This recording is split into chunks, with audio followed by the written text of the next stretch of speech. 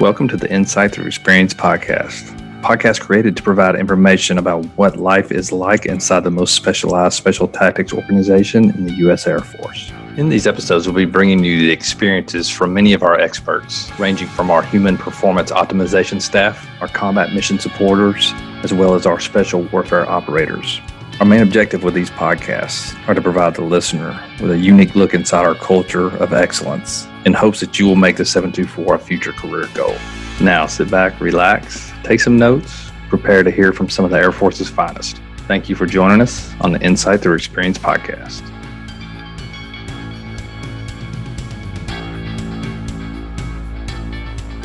Welcome back to the Insight Thru Experience Podcast, everybody. This week we are continuing our support focus, and we have Chris from our Religious Affairs section. This was a very interesting interview for me because I've been at the organization long before we ever had our first chaplain here. And now that we're a group and we have a robust chaplain section with Religious Affairs personnel here as well, I have seen the overwhelming benefit to have these folks integrated so seamlessly throughout the group. And I think you will agree with me as well after you hear the interview with Chris, because he's just such an energetic guy who loves what he does. And you can just tell when you have people here that love what they do and they integrate successfully throughout the organization with both the operators and the support, then the organization can start pushing itself to higher levels of performance and resiliency. And as you'll hear Chris say in the podcast, we have a current vacancy for a Religious Affairs Airman right now inside the group, and we need to fill that ASAP so we can continue the line of effort with taking care of those who are taking care of the nation. So with all that said, let's get into this interview with Chris and learn about how Religious Affairs is integrated throughout the 724. All right, I want to welcome Chris to the podcast. Thanks for joining us today, Chris. Hey, thanks, Trey. Thanks for having me. I'm excited to get to share my story with the community.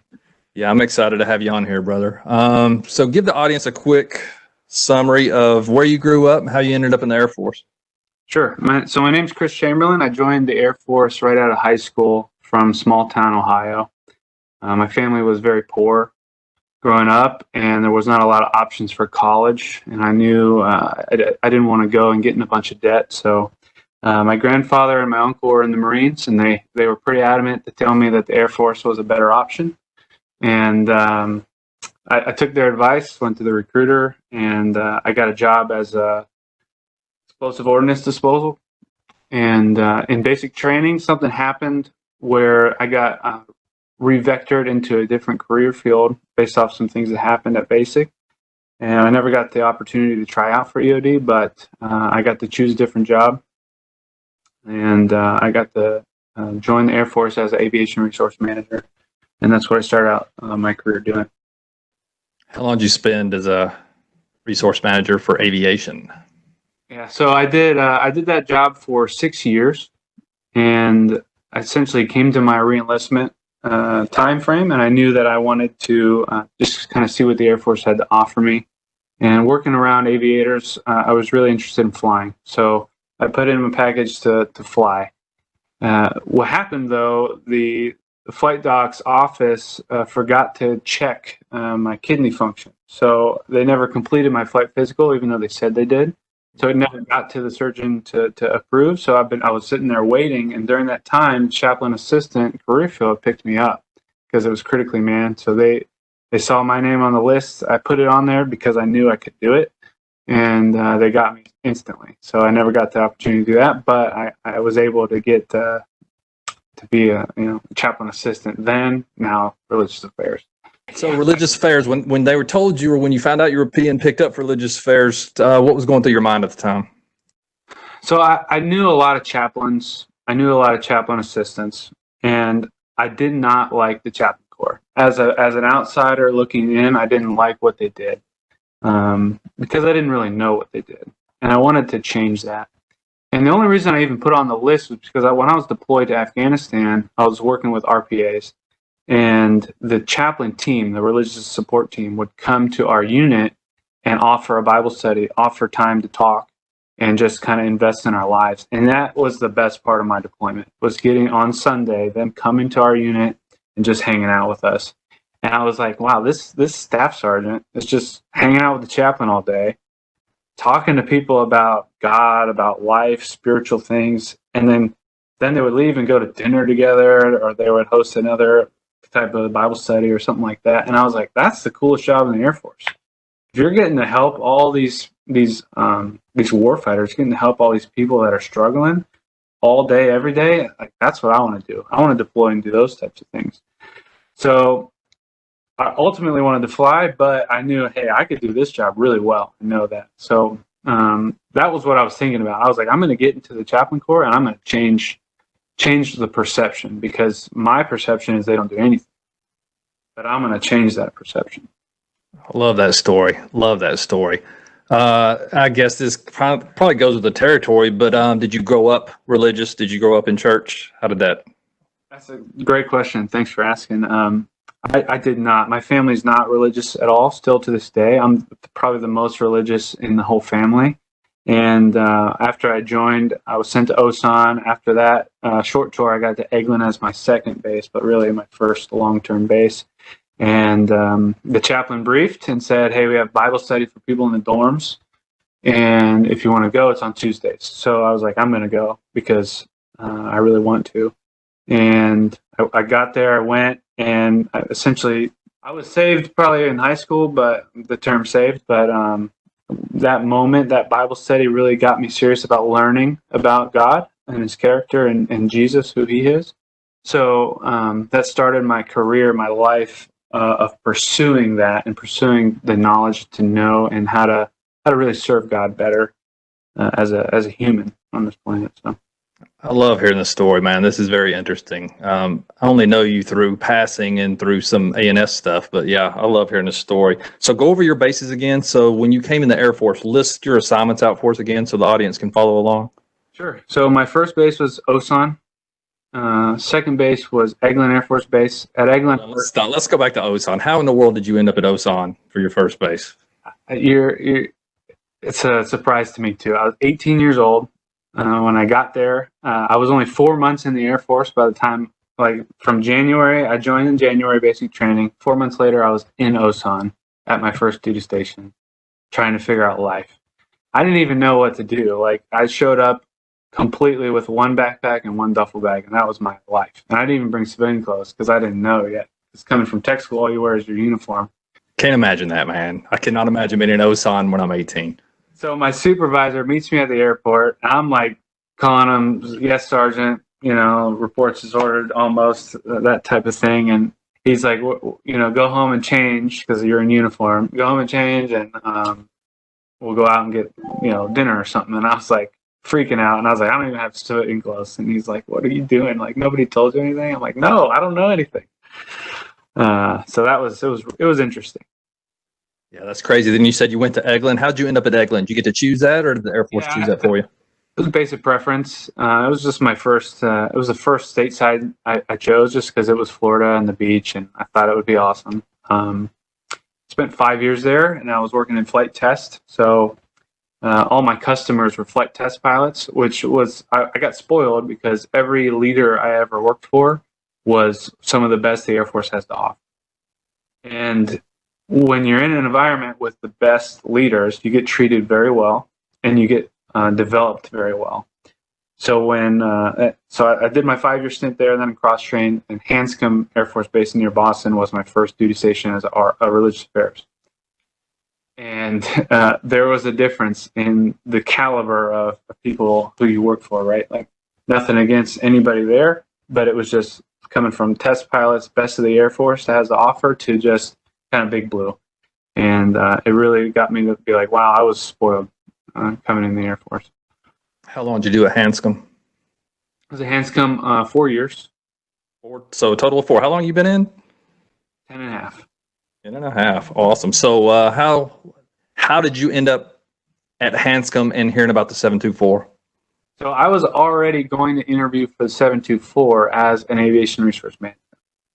I had a lot of friends that were special operations. I had heard about it. They had recruited me, like probably Mark or Rob, I don't remember, reached out to me to kind of interview for that. But I got picked up for that deployment I mentioned previously. So because I had to deploy, I couldn't do the assessment. So when I got back, I met my wife, my then girlfriend, my wife, and I was kind of focused on that. And about 6 months later, I cross-trained. So it wasn't much time for me to even go back and try and pursue the 724 because I was thinking about cross-training anyway because of my first-term airman status. So when I did, I was like, yeah, I'm still going to pursue the 724 later, right? So by the time I hit my time on station, I was talking to Mark, sent me an email, and I was like, wow, you emailed me twice, and here I am. I'm going to come out. How has it been since the day that you got picked up, integrating when you got to the organization? Explain that for us. And then on the backside of that, or you do this, you sort this out however you want to. Also explain how you guys are set up internally inside the 724 as a Chaplain Corps and as the RAs. Absolutely. So I'll start with that setup. So I was hired specifically by the 2-4 commander, and I was originally PCS to the 2-4. When I got here, we had a whole org change, and so I got lined in the HPO and PC aid to the 724. So originally, the intent was, working at the 2-4 with the 2-4 chaplain as my kind of supervisor, and him working directly for the commander. And that changed to where it's now the HPO as a whole, and I'm at the group. Okay. So when I got here, Chaplain Honnett he took great care of me. He knew my wife was coming down here before I was for 6 weeks while I was still PCSing because she had to get a job as a teacher down here before the school year started. So he took great care of us. He brought us chairs, TV, food, groceries. He treated us like we were his new best friends, and he was super excited to have us work with him. I started work, and it was just like drinking from a water hose from information and acronyms and learning how to do all this world. And but it was like everyone was so just happy, excited, and like I felt like I was a celebrity getting here, being treated like I was a new part of a new family, and it was something that I've never experienced in my life. So that was awesome. How does this place compare to maybe Hanscom or even Eglin when it comes to just coming in and finding happiness with people you're working with? How's that shooken out for you? So because everyone here has the same goal, right? Like to just do our mission. Right? Everyone here is vectored and assessed and selected. So when you get here and you think you're professional, you think you're the best, and you get here and everyone is, and you're like, okay, wow, this is awesome. I go from top 10% maybe to bottom 10%, and just that quick because of the caliber of individual you're working with. Yeah, I think that goes for anybody that comes in an organization. The operators across the board, they're usually top 10 big fish at their organization, and then they're just fighting to stay in the middle of the pack somewhere during OTC and beyond. So again, I think that kind of culture and environment makes a place pretty special to work at if you can remain humble and not take it personally when you're not in the top 10% like you're used to. And absolutely. Yeah, from what little I've worked with you, I get that same feeling from you, and it's good to hear you talk through that because it just motivates me even more. Can you give us a brief description of your responsibilities as religious affairs inside the organization? Right. So my main thing that I do, or any religious affairs will do if they work here, is spending time with their customer. Right. You have to have a relationship with the people you're working for and serving in order to build trust and have people come to you. So I think my favorite part of my job here is spending time with my customer, going and sitting and chatting, sitting on the couch, having coffee, bringing coffee, getting to know the people I work with and knowing what they do and how I can integrate my skills to help them have an easier job, right? So if I know someone's a GPC card holder, I can use my skills as a GPC card holder to help them do their job better. All those things, and if I know those things about them, I can just integrate with them quickly, listening to stories and contributing where I can. The other thing I do is manage that spiritual pillar at the 724. I'm the only religious affairs at the moment in the group. We have one who's PCSing right now.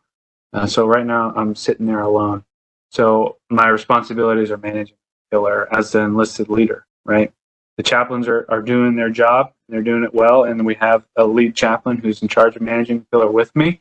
And that's kind of our responsibility. And that just means executing funds, planning events, planning marriage retreats, creating unique events to do during quarantine, traveling to where our deployed airmen are and visiting with them and getting to see what they do in a deployed setting, and just letting them know, like, when you get to go downrange with a guy, you get to really see them in a vulnerable position, and they get to really feel like they're cared for.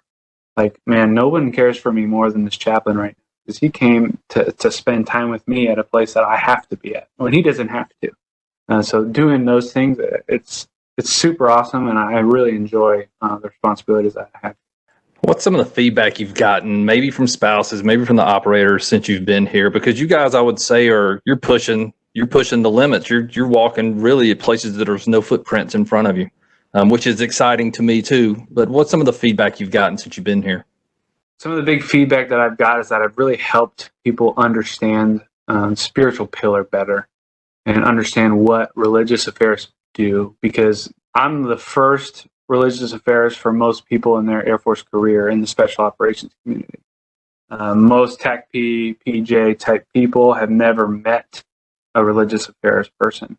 So they're like, what do you do and why do you do it? Why do you even be? I know what I do, right? As the PJ or the CCT guy saying, I know what I do. I know what I do very well. What do you do? Why are you? And getting to hear from spouses that their husband is now a better man because of us, or getting to hear from a husband that their marriage is now together because of us. It's something that you can't get that anywhere else. You can't get that as a friend to a guy who maybe you've helped them through the hard time in their life, but as someone who's a stranger and you get to help someone through that, that's huge. When I got here, we had a death. Right? It was 1 week before I got here, there was a death. Seeing the amount of care that was provided to the family through this, HPO as a whole, but as a chaplain too, and the responsibility that we had in planning a funeral, in planning the homily, right? Like sharing with the family, like, hey, this is what happened. Here's who this person was. Here's his caliber of individual. And just getting to share with the family in that time and just meet them where they were, it's indescribable, the honor that we have in doing that. So the feedback has been super positive, and I've heard that, like, people don't get this in any other place because we're so close with the families and so close with the people that we work with. Man, that's awesome. I can just tell by talking to you that you have found probably your niche in life, at least in the military. Sounds like you really find some satisfaction in this, and I think that's just going to increase your effectiveness and people being magnetically drawn to you when you come into one of those situations. So it's good that we got you. Before we go any farther, too, I just want to put it out to the audience that position that is PCSing, we have an open position that we need to fill. So if I'm sitting in religious affairs out there and I know it's about time to move and I'm listening to Chris talk, I'm telling you, I'd be drawn to this place just to get to work with you. I think I'm not trying to blow up your ego here, but really it sounds like you are in the position that you're supposed to be in. Let's talk about the flexibility, because I think a lot of people are probably sitting out there, probably constrained by money, maybe constrained by their leadership's views of what they should be doing. Explain the flexibility you have here and how you've worked with that. Absolutely. So our budget is very good. I wouldn't say it's the best in the world and it's the best that it could be, but it's very good, and it gives us a lot of flexibility to execute multiple marriage retreats, multiple airman events. Whereas in my old wing, it was you'd be lucky to get one, you'd be lucky to get two, or you just have to deal with finding out how to do things for free, essentially. Where here you have the flexibility to be unique and to take your airmen to an actual fun place to go to, right, for a retreat, an actual nice place to go to, as opposed to just what the cheapest we could find. And so that's some of the biggest flexibility we have as far as the budget, and also just the normal day-to-day operations that the Chaplain Corps does. We don't have. I don't have a chapel that I have to manage. I don't have a CTOF budget that I have to manage as myself, where we have the wing doing that thing for us. So the wing's taking care of a lot of the overhead and oversight for us so that we can execute our day-to-day mission with less constraints than normal. I remember sitting at the chapel at Hanscom and just being overwhelmed with the administrative creep, for lack of better words, and not being able to just be out with the organizations, the units that I was assigned to. And now here, it's literally the opposite. I get to be out with those people. I get to go TDY with those people. I get to invest in the daily life of the people I work with, as opposed to dealing with how do I figure out how to write a contract for a new person to work in the chapel? How do I figure out how to manage this background check program? Versus, and instead of doing that, I get to do this. Awesome. From somebody that's been here since 97, when we did not have a chaplain at all. We had to borrow one from the 720th group, that was before the SAO existed, right? And the 724th group existed. Or we'd have to borrow one from the command if we needed one. To where we're at now is just impressive. And every time, the feedback that I get when y'all leave a room in y'all's wake, if you will, is just positive. So with all that said, and I know I'm kind of excited about having this conversation with you today because I really like where we're going with this. For those out there who are considering their next move, why do you think the 724 could be a valuable assignment to them? So before coming to AFSOC or Special Ops or whatever you want to call it, I had heard from a lot of people that it's a career killer, or that you won't get a good strat because you're around such a high caliber of people. I've only ever heard that from people who don't work here. The people that work here aren't worried about it because they're all performing at a level that is, they're going to earn the commensurate stratification or progression, right? You're going to be challenged here more than you'll be challenged at any other organization as a staff sergeant or a senior airman or as a technical sergeant. You're going to be challenged here more than anyone. As a chief, chiefs are challenged everywhere. Chiefs are challenged in every category all the time. As a staff tech in Chaplain Corps, maybe you're not challenged right now. You'll be challenged here more than ever. And when you leave here, you'll be smarter, more knowledgeable, and more experienced than any other religious affairs person as a peer than anywhere in the Air Force. Yeah, I like that. I will give an operator perspective too from my viewpoint of being here so long. What you'll also get to do here is be a part of an organization that is changing the nation and the world, because we're having to solve some of the hardest tactical problems out there for the nation and the world in hand. And the role you guys are playing to keep guys and girls healthy so they can do their job is an immense responsibility that I know I can see in your face. You get immense satisfaction out of that too. So what a cool place to come work, I think, and that's why I've been here so long. With that said, though, for those thinking about making this an opportunity, what are the traits that you yourself think makes a person that would be a natural fit inside the religious affairs at 724? I think the first trait would be some stress tolerance. You got to be able to handle a stressful situation that you're going to be put in, and there's going to be changes. Last minute changes all the time. You're going to have to be able to flex to those changes and not be so prideful or so arrogant or so set in your ways that you can't flex and change in those moments. We're expected to be able to handle stress in general, but here it should be even higher. You talked about humility earlier in the podcast. We talked about that a little bit. I think the humility and meekness goes a long way in this organization because we're with the best of the best, right? If we're the elite ground force in the Air Force, you're going to be around some of the best people you've ever met, and you're not one of them as a RA. Unless you've saved the world, I don't know who you are, Superman, religious affairs guy. You're not going to be the best in the room, and you're not going to be the smartest in the room. So be humble and meek, and show up when you have to. If you have a capability to bring, if you have experiences to bring that up when you have to. But just know that humility goes a long way. Love it. Any other trait that you think's key to the position? Yeah, I think that knowing yourself, kind of having a self-awareness of what you're doing, what you're saying, and who you're around is important.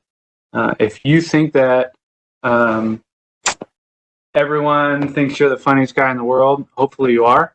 But if people actually don't respond with laughter, you're probably not the funniest guy in the world. So you got to know yourself, know how to read a room, and know when to leave, and know when you shouldn't ask questions or get involved in people's day-to-day conversations, because people are busy, and if they're talking to you, they're not working.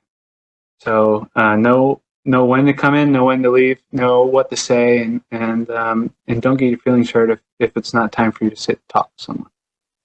Yeah, love it. I just want to mention the audience, and I'm going to put the link to our website down in the show notes. But as folks go to that website and start looking around and looking how to apply and whatnot, our assessment and selection process is, what's the right way to say it? It's more rigorous than most that you're going to deal with in the Air Force, because we get to hand select everybody that comes here. So you run the religious affairs selection process. I've been through several of them as we've tried to hire for this position.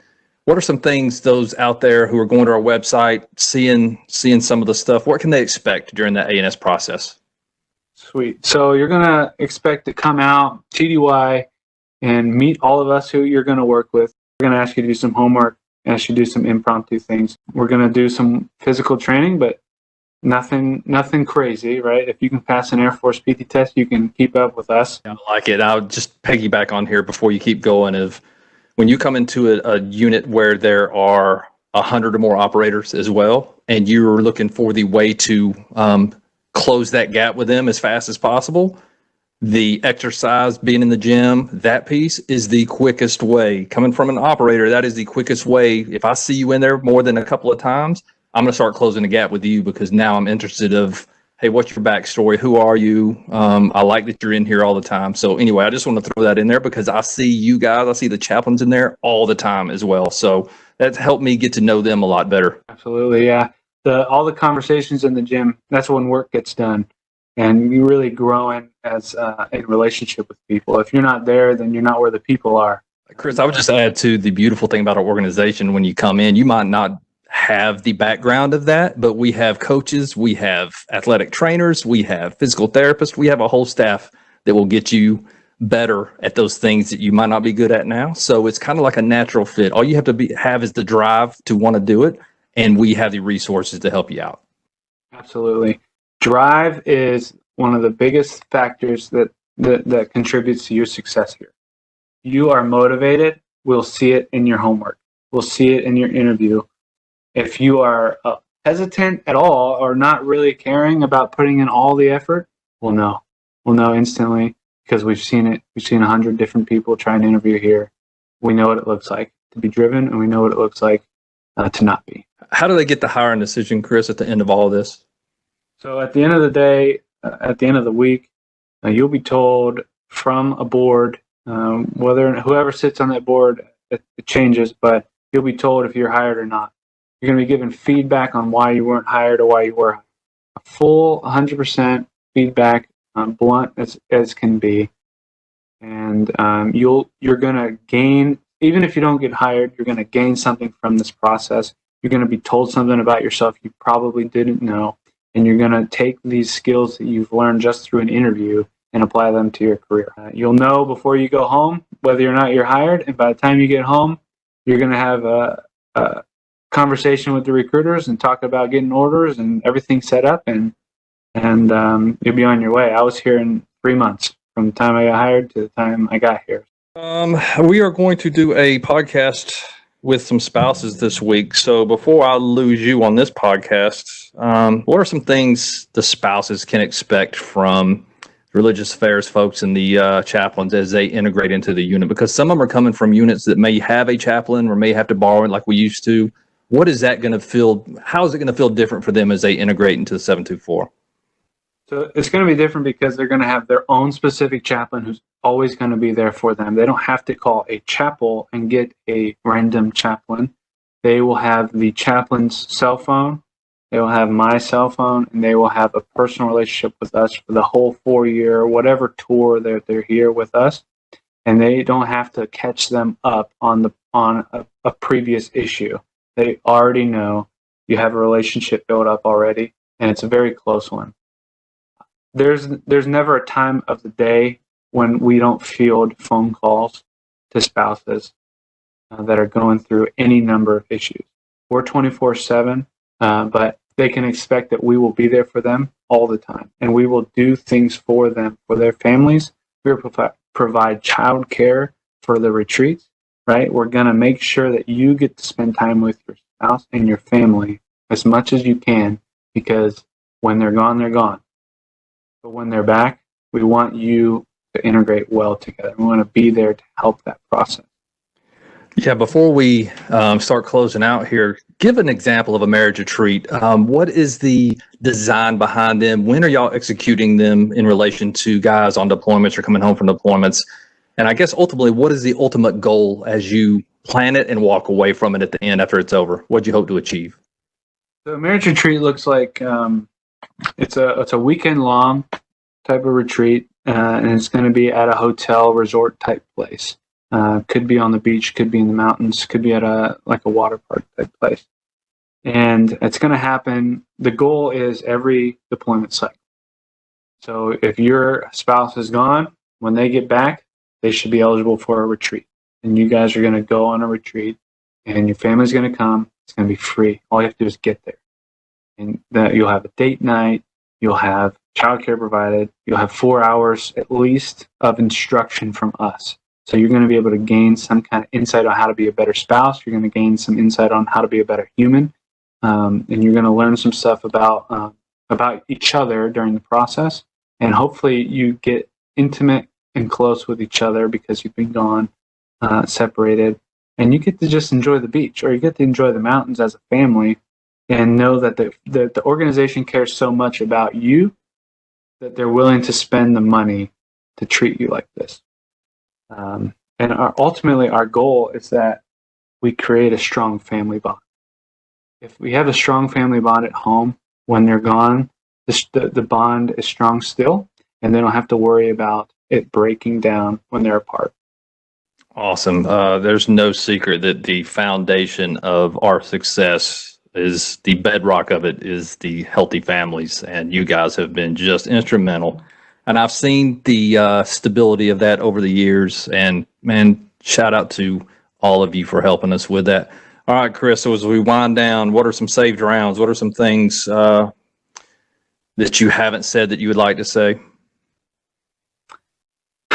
I guess I'd like to end with saying that this is the best thing, the best assignment that I can imagine. If I had it my way, I'd stay here forever and just continue to work and do the work for serving the guys here. I think everyone here would say that, honestly. I feel honored and privileged to even be able to be a part of it, be a part of the history that it's making, and the change in the world that it's making. So as we conclude here, if you have questions about the religious affairs position here at the unit, all you have to do is go to the website, contact the recruiters. They will get you in touch with Chris or any of the other chaplains that we have here and get you some answers. I can also help with that. So if you leave some comments below, I can see those comments and I can get you in touch as well. Ultimate goal is we need this position filled because of the value it brings to the organization. So if this sounds interesting to you, please reach out to our recruiters and let them know. All right, Chris, it's been awesome, man. I hope you have a good weekend, brother. Thanks, Trey. I hope you do too. Thanks for having me and really letting me know, making me feel like you think this is important and that the unit really will benefit from a strong Chaplain Corps presence. Absolutely will, man. Appreciate it, buddy. Have a good weekend. We'll see you next time, man. Thanks. All right, folks, another Insight Thru Experience podcast down. I want to thank Chris one more time for coming out and talking about religious affairs, and hopefully we can get the information out and bring somebody in to help him and the chaplains provide the excellent service that they provide to everybody here at the 724. For everybody else listening, whether you're support or you're an operator, if you want to join an organization that makes a difference in the world every day, then just contact our recruiters today to learn how to apply. All right, I hope everybody has a great week. Thank you for tuning in to the Insight Thru Experience Podcast. Later, y'all.